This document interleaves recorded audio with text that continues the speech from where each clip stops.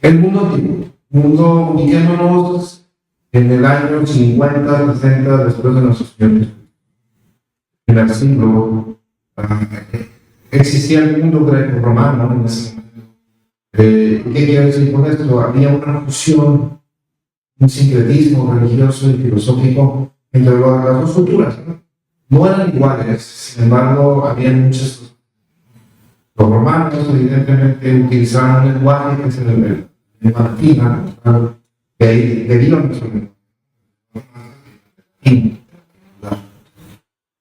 Por otro lado estaba la lengua griega, que es la que se usaba para escribir, hacer filosofía, era el lenguaje alemán. Y si tú ibas a otra región, inclusive Asia, ¿no? Asia Central, te tenías que comunicar en griego, en latín. Entonces, en ese mundo fue que se escribe esta carta, ¿no?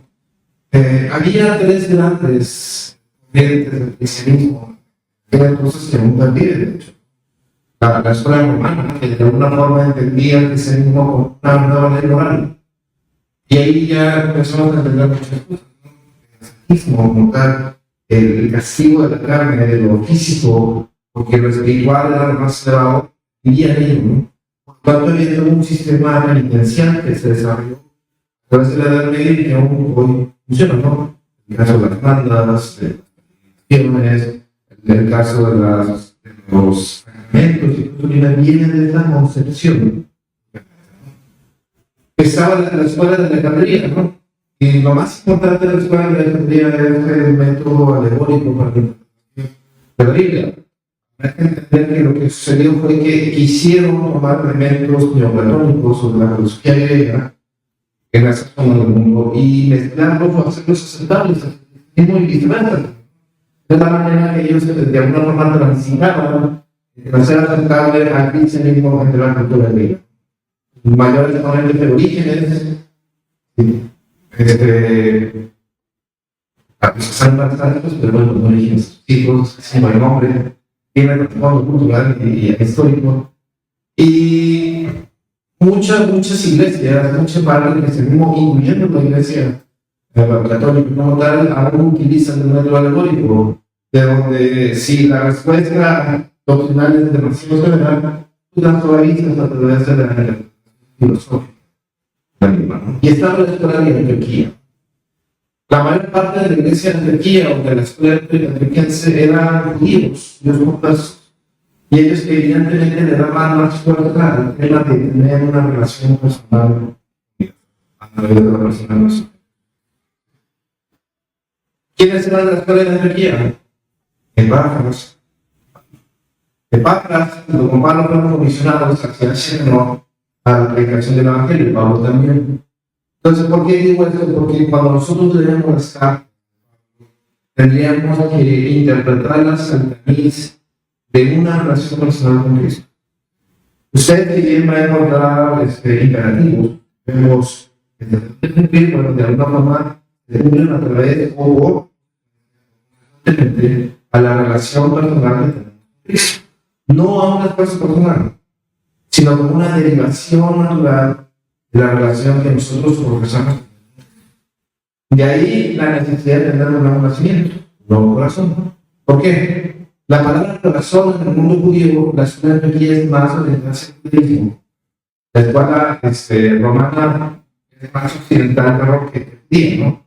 Ahora, en el caso de la escuela de Antioquía, como tal, el nuevo nacimiento era un punto de inflexión, es decir, mi vida transcurría en este sentido, ahora transcurre en el sentido contrario, y mi corazón, como dice Deuteronomio capítulo 31, es un nuevo corazón hecho de carne, que puede y debe obedecer los demás. Y los obedece de una manera natural, es decir, como consecuencia de tener la alianza de Dios. Es una condición sin la cual nosotros no podríamos conocer a Dios, tener fe. Ahora, Colosas como tal era una ciudad importante, económicamente hablando. Estaba más o menos en medio de lo que ahora es Asia, no, Turquía. No estaba en el mar y eso de alguna forma también ha sido un poco diferente, pero sí estaba en el medio y estaba junto a un río o en la fuente de un río, en la fuente de un río. La zona en donde estaba se conocía como Frigia. Cosas importantes de Frigia pues, tenían telares, tenían el rey Midas, el mítico rey Midas, venía de esa zona muy rica industrialmente hablando. Y adicionalmente, a todos ellos les gusta la teoría musical a una escala fría, ¿no? También se quiere usar el tono y algunos términos, ¿no? La teoría musical. ¿Qué música sale? La música gitana. Esta es una de la música árabe o medio oriental, es una fría. Ahora, la iglesia de Colosia es una comunidad fundada en esa comunidad que era predominantemente no judía. Conversos, pero la mayoría no eran judíos, eran una iglesia más bien de más o menos en los años 50. Si usted tiene en cuenta que nuestro Señor Jesucristo resucitó más o menos en los años 30, estamos hablando de una iglesia de 17 años, más o menos después de la resurrección de nuestro Señor Jesucristo, y fue fundada por quién? Por el Papas. Ahora, nunca vieron a Pablo, curiosamente. Digo, no hay forma de correlacionar una visita personal. Porque la carta fue escrita en el mismo momento que Pablo estuvo en Éfeso y que además estaba en la carta. Entonces, muy probablemente no hay lo de en la carta que nunca han visto su rostro. Evidentemente lo conocían por una cuestión oral, una cuestión de fama personal, etc. Ahora, la iglesia, como tal, el propósito de la carta tiene que ver con que en la iglesia se habían introducido ciertas enseñanzas que eran muy probables que hicieran por donde se encontraron. Ellos estaban en medio del mundo grecorromano. Adicionalmente, tenían un fuerte frente de Asia. Entonces, había dentro de la iglesia filosofía que era un intento de unir el neoplatonismo con el misticismo. Entonces, ¿y por qué sucedían esas cosas? Porque había una religión oficial. Y en esta religión oficial estaban todos los dioses del panteón griego, que de este lado era, dicen, Júpiter, de este lado, que había diferencias, ¿no? Pero eran deidades que más bien eran impersonales, ¿no? No había forma de que tú te relacionaras con esas deidades. ¿Por qué? Porque en el mundo griego lo espiritual era bueno y era trascendente, no podía estar en correlación con lo real. Era imposible esa relación. Sin embargo, el vacío personal de todas las personas existía. ¿Cómo lo solventaron? Con las religiones del misterio. Bueno, ¿qué son las religiones del misterio? Bueno, son tradiciones que fueron llegando a los lugares de Siria, de Egipto, de Grecia, en donde de alguna forma suplían las necesidades personales de la gente. Por ejemplo, si tú querías un tema de superación personal, ahí estaba los misterios de Dionisio, que de alguna forma te liberabas y rompías todas las ataduras que no te hacían crecer. Pero eso no es muy familiar, ¿no? Créame que no hay nada así, ¿no? Y adicionalmente yo quería, por ejemplo, tener un tema más esotérico, más espiritual. Desde el punto de vista de Mitras. Mitras era quizás la religión que más competía con el cristianismo en ese momento, porque además se desarrollaban en los mismos tiempos, ¿no? Y como tal, Mitras era un rey, un dios asirio que andaba en un toro, ¿no? Significaba la victoria personal, el que consigue los éxitos. Entonces, si tú querías conseguir tus sueños, tus éxitos, tus empresas, te mandabas a Mitras. Mitras tenía 7 iniciaciones, ¿no? 7 pasos de elevación y pasaban mediante ritos, ¿no? Lo interesante de todo es que la fiesta más importante del culto a Mitras fue el sol invicto, 25 de diciembre, cuando las noches comienzan a ser los días. Está el culto de Osiris, el culto de las Cibeles también, Entonces, todas estas cosas, de alguna forma, complementaban la religión del Estado y hacían tener cierto sentido personal. Por otro lado, habla de la cosmovisión judía, el monoteísmo étnico. ¿Qué quiere decir con eso? Un solo Dios. Y este Dios tenía una injerencia en tu vida, hasta el punto de lo que comes, dices, lo que cultivas, cómo lo cultivas, tus relaciones sociales, tus relaciones de familia, con quién te casas, cómo educas a tus hijos. Tienes todo este cóctel de creencias y dentro de la iglesia no serían infiltrados los neoplatónicos, por ejemplo, que de alguna forma compaginaban el pensamiento por el ateísmo, ¿no? Es decir, esa disciplina espiritual de alguna forma de negar a Dios y ser muy recto en lo que estás haciendo moralmente hablando. Y también están los judaizantes, los feministas. La palabra guión, en hebreo quiere decir pobre. Ellos de alguna forma creían en que Jesús era el Mesías, no creían en su deidad y no creían adicionalmente en el nacimiento ni en el cuerpo de Jesús. Entonces, sin embargo, ellos sí decían, para que tú seas salvo, tienes que circuncidar todos los hombres. Y además, una estricta observancia de la ley. ¿Qué es la ley mosaica? Bueno, la ley mosaica son 10 mandamientos más 313 pasajes. Desde que vistes, de comes, todo eso. Y si usted se fija, más bien parecía una constitución de Estado, no tanto una ley. Y eso es muy importante, porque imagínense, estamos hablando de 3.000 años antes, 4.000 años antes. Imagínense la salubridad que había en aquellas épocas. Usted no prohibiría la carne de cerdo, que está lleno de cerdos, para y todo esto, según el cuidado que tengan. Por supuesto que Dios iba a registrar acerca de eso, ¿no? ¿Y qué tal de la esclavitud? Todas las primeras circundantes eran esclavizantes. ¿Se dan cuenta? Ahora, ¿por qué? ¿De qué sirve que yo estoy en el desierto, soy nómada, y hay leyes de cómo cultivar la tierra? Era la misión de un estado teocrático en un lugar específico, y lo que se está escribiendo era una constitución de Estado, realmente, que no tiene sentido. Bueno,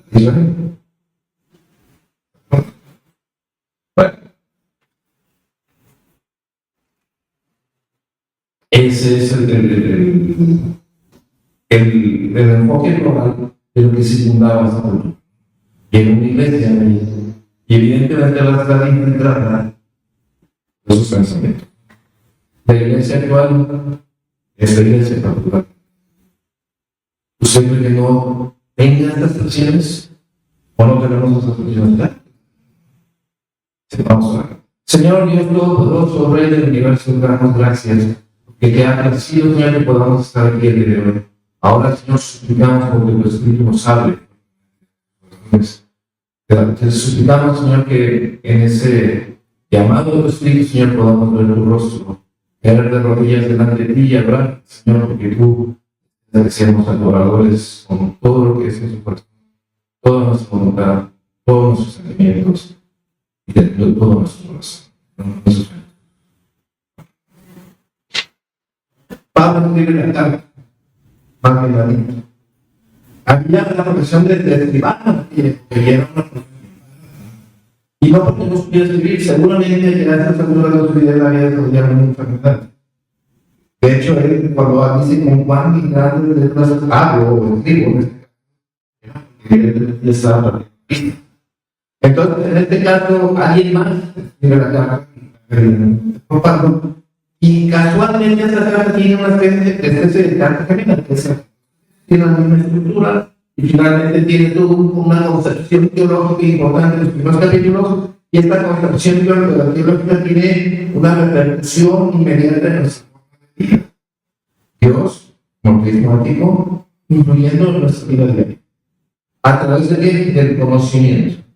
Sin embargo, cuando habla un judío de la escuela del conocimiento, no se está refiriendo solamente al conocimiento intelectual, sino un encuentro cada quien. No es solamente el tema de acomodar la mente de conceptos biológicos, sino que esto tiene un significado práctico en tu vida a través de la relación personal que tienes todos los días con nuestro Señor Jesucristo. Todos los días, momentos. Pablo, en la carta de Filipenses, dice: apóstol de Jesucristo, enviado de Jesucristo por la voluntad de Dios y hermano de Timoteo. Todas las religiones semíticas son altamente deterministas. ¿Qué quiere decir con eso? Todo está controlado por Dios. Todo está determinado por Dios. Todo es la voluntad de Dios. Dice, versículo 9: por lo cual también nosotros, desde el día que lo vimos, no tratamos de hablar por nosotros de la constitución de la iglesia, del amor también, de la fe que tienen. El amor y la fe siempre van vinculados. Entre más amor hay más fe, entre más fe hay más amor. Íntimamente ligados. Primero, por la diferencia de la fe, de la fe, amor. La esperanza es contar respeto, que en fe no eventos futuros, ¿no? Y ese es el punto de esta palabra. No estamos hablando nosotros de pedirle si hay cierto del conocimiento de su voluntad y de toda sabiduría e inteligencia espiritual, es decir, que conozcas la persona de Dios en tu relación diaria, en tu intelecto, en tus sentimientos, en tu voluntad tiene que estar sujeta a la voluntad de Dios.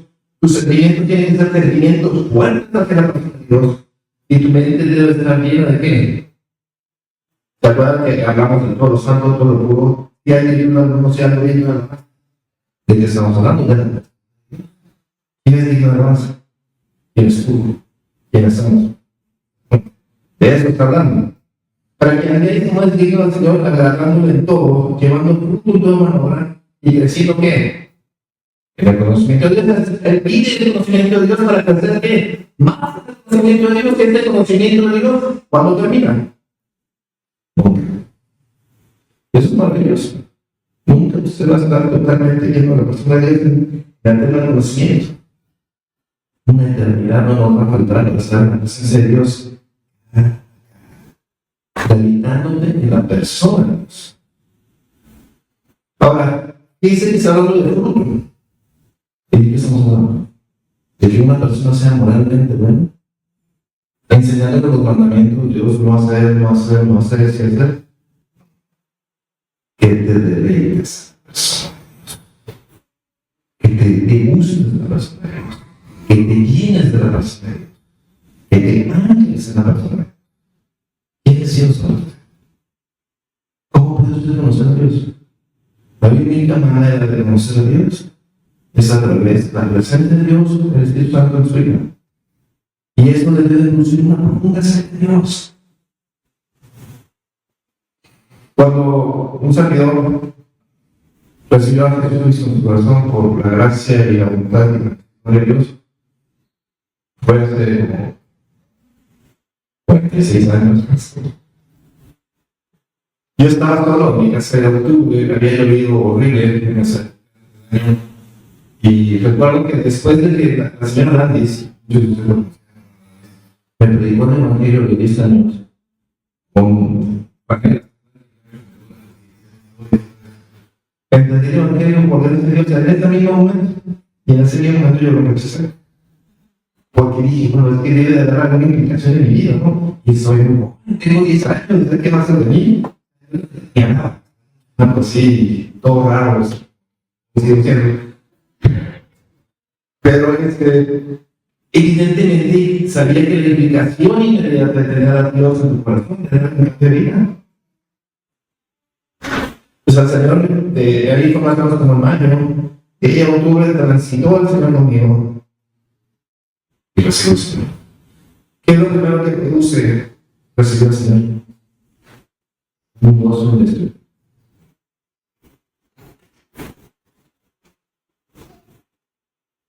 Una profunda necesidad de conocer. Me leí el Nuevo Testamento como si no hubiera más. Otro, muchos no entendían otras cosas.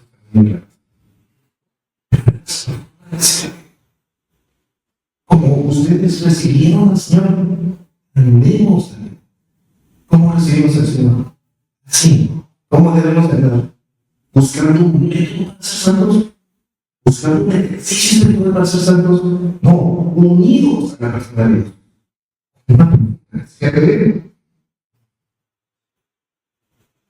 No hay un cristiano espiritual maduro que no dependa de la persona de Dios.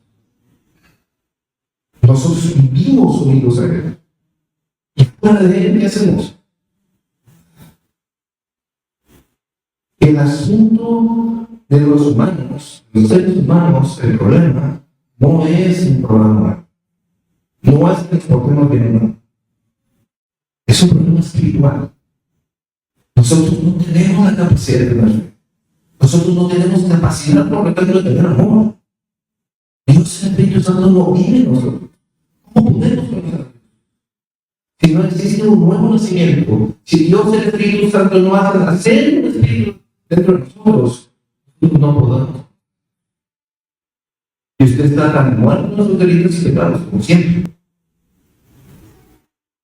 Y sigue diciendo, tanto gracias al Padre que nos hizo aptos para participar de la herencia de los santos. ¿Quién nos hizo aptos? Usted es apto. Yo me hice apto. Si Dios en su infinita misericordia y poder no interviene directamente, nosotros no podemos hacer. La salvación es un don de Dios. Ahora dice que nosotros debemos estar creciendo en el conocimiento de Dios para fortalecernos con todo poder de su gloria, para toda paciencia y longanimidad. Luego hay la longanimidad. Paciencia es el tema de estar tranquilos, esperando. La esperanza y la paciencia van unidas. Y la longanimidad, ¿qué es? Me invito una hamburguesa. La longanimidad es la capacidad de permanecer tenemos ante la mente. Si unimos estos dos conceptos, ¿qué quiere decir? Que el cristianismo invariable de chiquitas que dicen basta.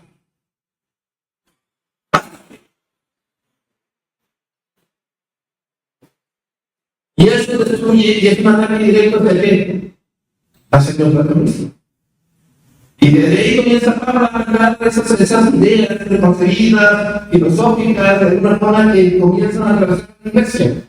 No, el tema no tiene que ver contigo. El tema es Dios. Y quien quiera ser santo, ¿no? Y quiera ser devoto, invariablemente va a sufrir. Y eso es el gozo. Sufrir. En el mundo tener silencio. ¿Por qué tenemos aflicción? Cuando nosotros recibimos de Cristo, ¿quién fue rechazado por su familia? ¿Quién ha sido rechazado por los amigos que tenían? ¿Quién ha sido rechazado en la escuela? ¿Quién ha sido rechazado por los empleos? ¿Quién ha sufrido por predicar el evangelio? ¿Quién ha sufrido discriminación por no ser igual que los demás? Todos se señalan, todos se discuten, pero en el momento de hacer una correcta vida, porque saben que eres nuestro. En el mundo tendremos. Dice el versículo 12: mirad que nadie se engañe por medio de qué filosofías directamente al corazón del que nos vamos a tocar. Por medio de filosofías y huellas sutilezas. El engaño, la herejía, es sutil. No viene así como algo que usted va a rechazar inmediatamente. Viene revestido de cierta piedad. ¿Qué tal la teología de la revelación? Que la teología de la rosería. No, tú te mereces todo. Dios te va a bendecir. ¿Y cómo te va a bendecir? Con bienes materiales. Todos tus sueños. Y el mejor hombre tuyo, la mejor versión que vos tenés.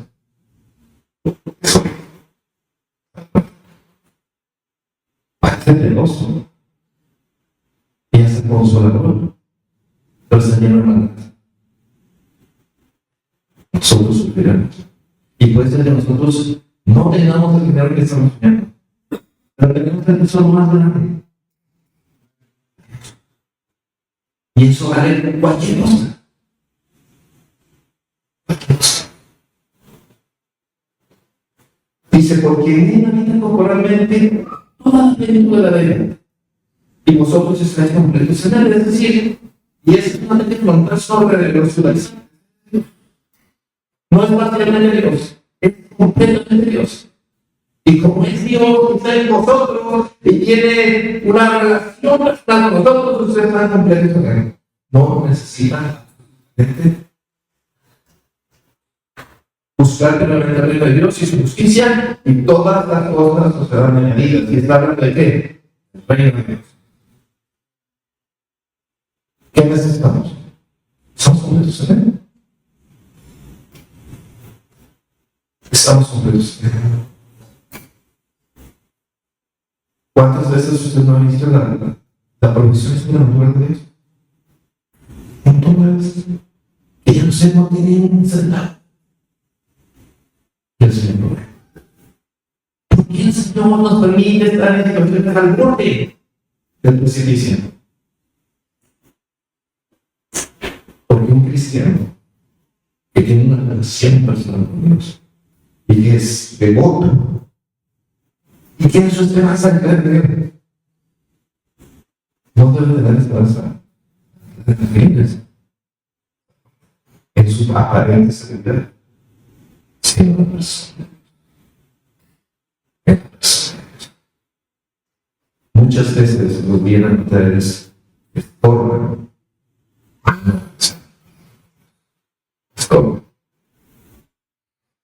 Dice que es la cabeza de todo principal de potestad, en él también fuiste circuncidados con circuncisión no hecha a mano, al ser de vosotros el cuerpo pecaminoso carnal. Eso directamente de los judaísmos. Directamente es ellos. Déjame decirlo, la circuncisión como tal era un acto de renuncia.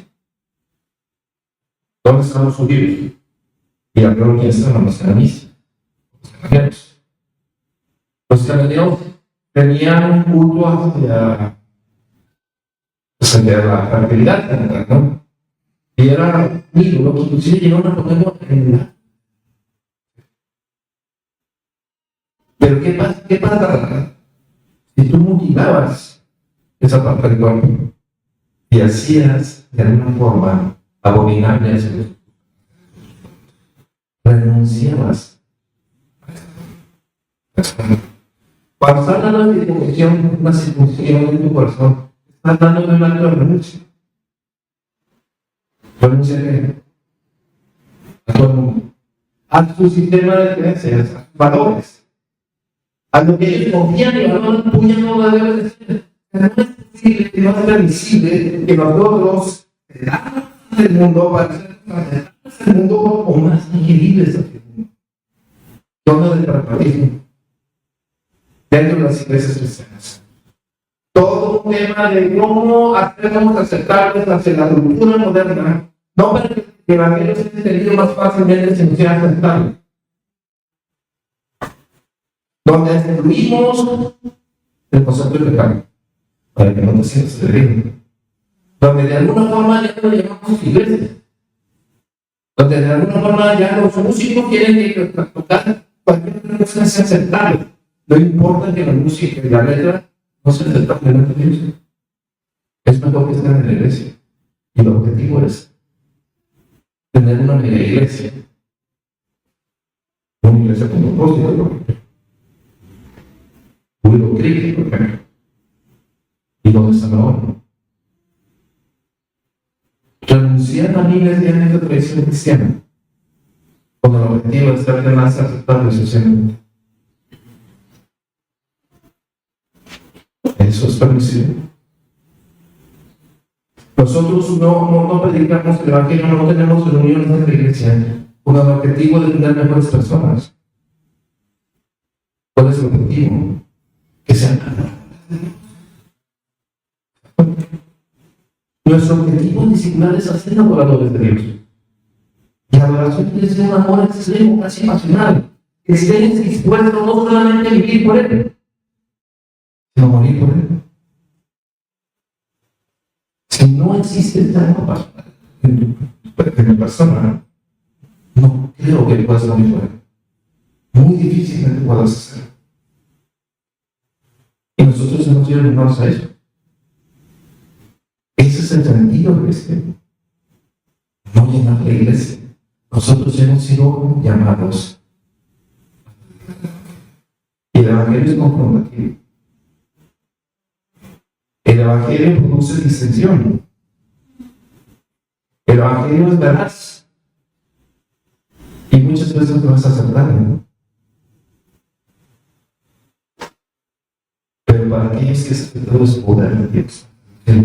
Y Dios quiere hablarles.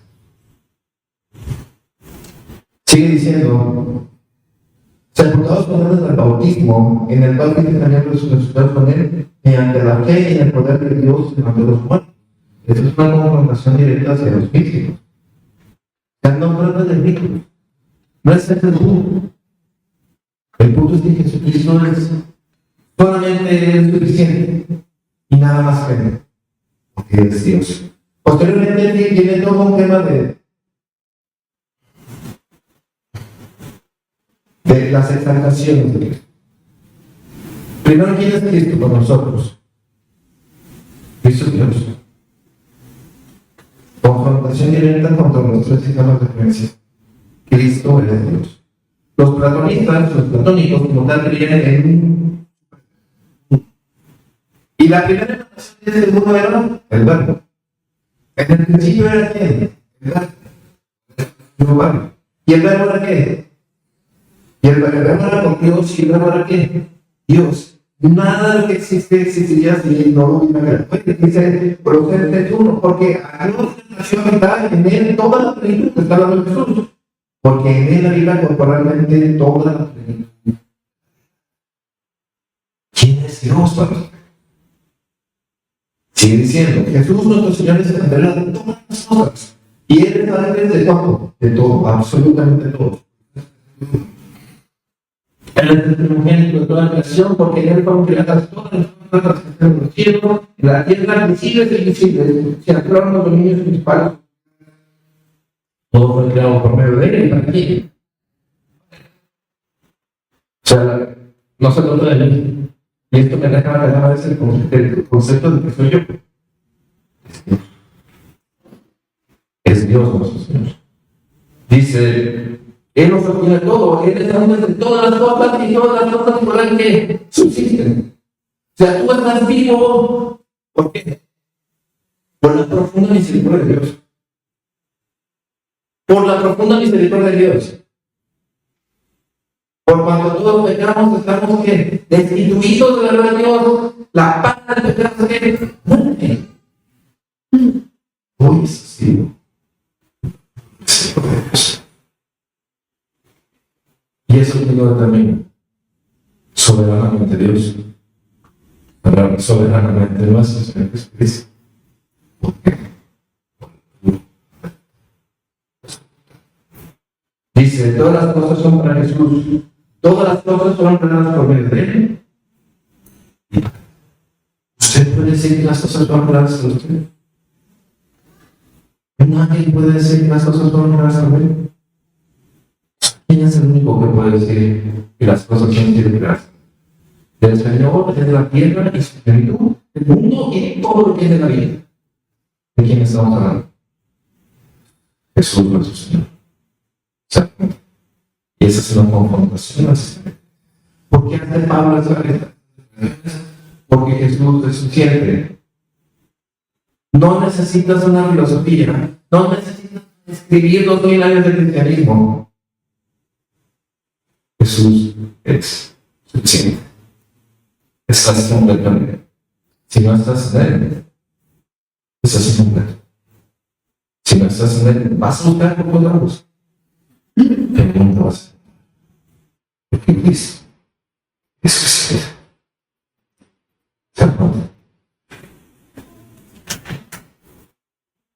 Versículo 20 del capítulo 3. No, versículo 20 del capítulo 2. Pues que habéis muerto con Cristo en cuanto a los elementos del mundo, porque como si vivisteis al mundo, os sometéis a Cristo.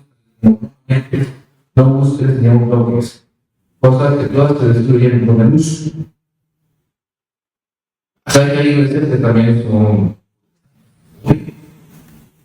iglesias que son Y hacían eso. Tiene algo más de malo.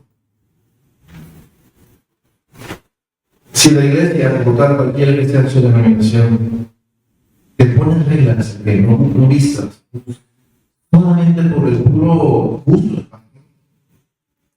está muy mal. Porque yo no me debo a eso, pero alguien me debo.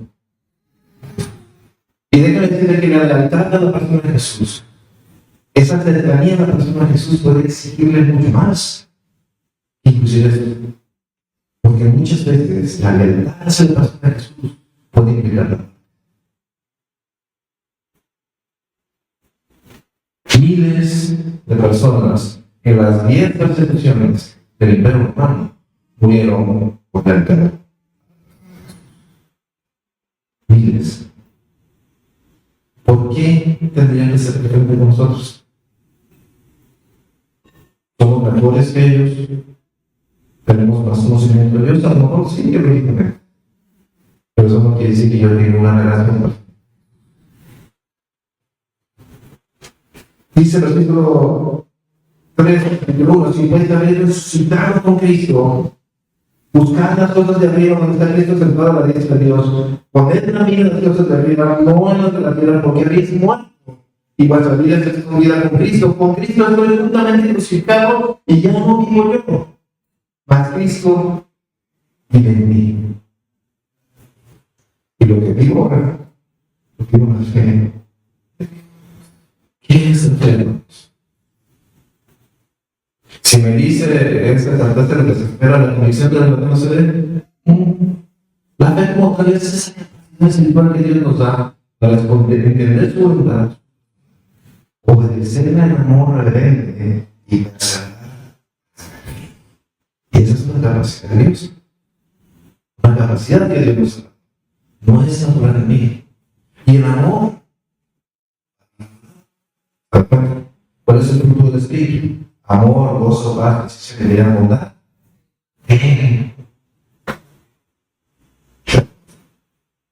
Y el propósito de Dios, nuestro Señor, el propósito para nuestras vidas es que tenga mucho dinero, que tenga éxito, pero si es no tenga que ser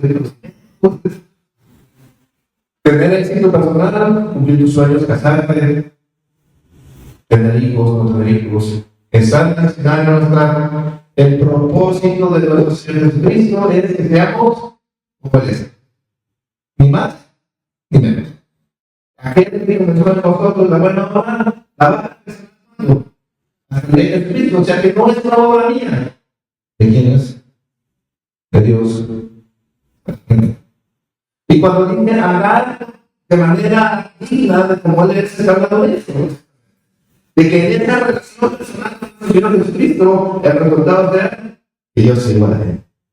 Evidentemente no está hablando de una relación física, está hablando de un amor profundo hacia Dios, de tal forma que en su vida se haga especial por usted mismo. ¿Y cómo perfecciona a nuestro Señor Jesucristo usted? Ya lo hemos visto. A través de su sufrimiento. ¿No hay más? Y Dios lo hace.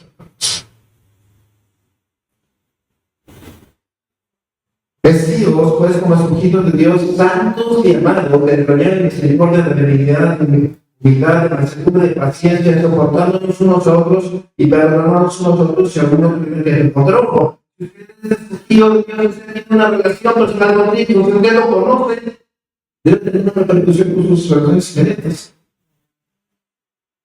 Con su esposa, con sus hijos, con sus vecinos, con sus primos, con sus hermanos, con los hermanos de la iglesia.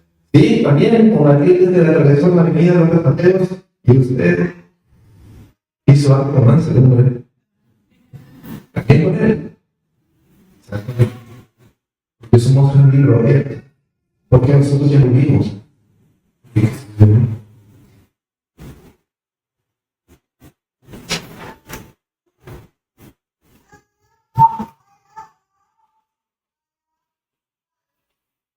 Hay un escritor cristiano, de hecho, lo que dice. en alguna época de su vida. Y él, de hecho, da clases a la señora Bautista del Sur. Y tenía una amiga que también era periodista como él.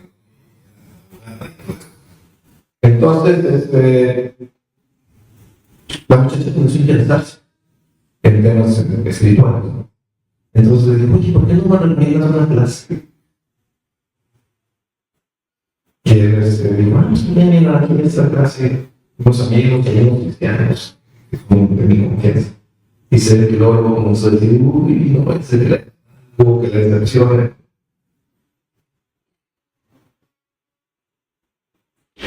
Ella comenzó a asistir, seguramente. ¿Y qué pasó? Un día, meses después, me dice, oye, quería decirte que recibí el Señor en casa. Estoy muy contento, estoy muy feliz de que estoy. Entonces, ella consiguió libros, le dice, quiero que me digas, ¿cuál de todos mis libros fue el que te hizo llegar a esa solución? Y ella contestó, ninguno. Y bueno,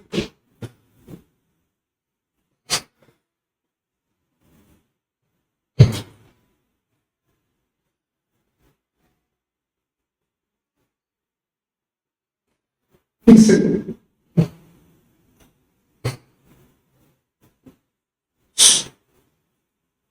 son esas personas que yo estaba. Se parece mucho.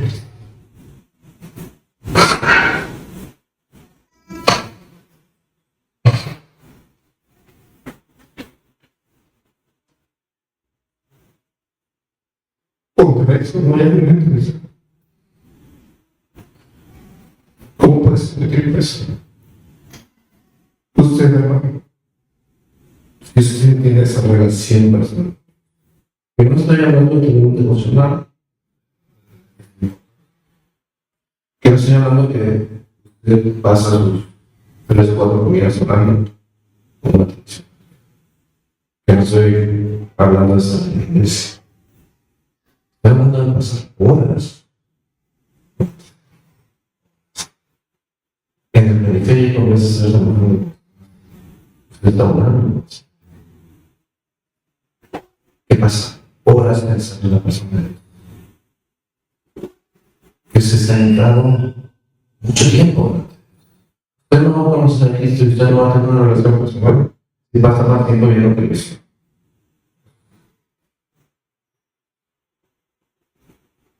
Nosotros somos embajadores de Cristo. Y muchas personas son creyentes a la única Biblia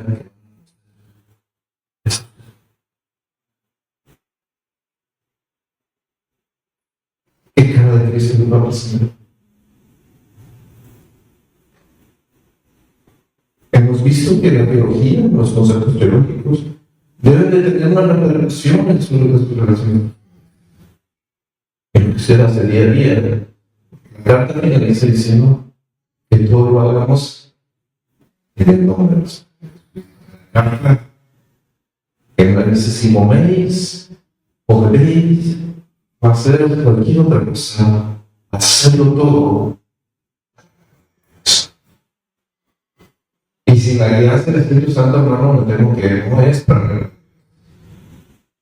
ser cristianos, vivir un igual. Desear la persona de Cristo, volar hacia la persona que está siguiendo. Desear, estar enamorado de la persona. Que los huesos le duelan, como decía Jeremías, por estar. Usted se enamora de Dios. Usted daría su vida en este momento por el nombre de Cristo. ¿Cuál es su Dios? ¿Quién es? Señor, te damos tantas gracias por este día y te damos gracias porque tú nos has dado tu palabra, Señor. Tu revelación acerca de ti mismo.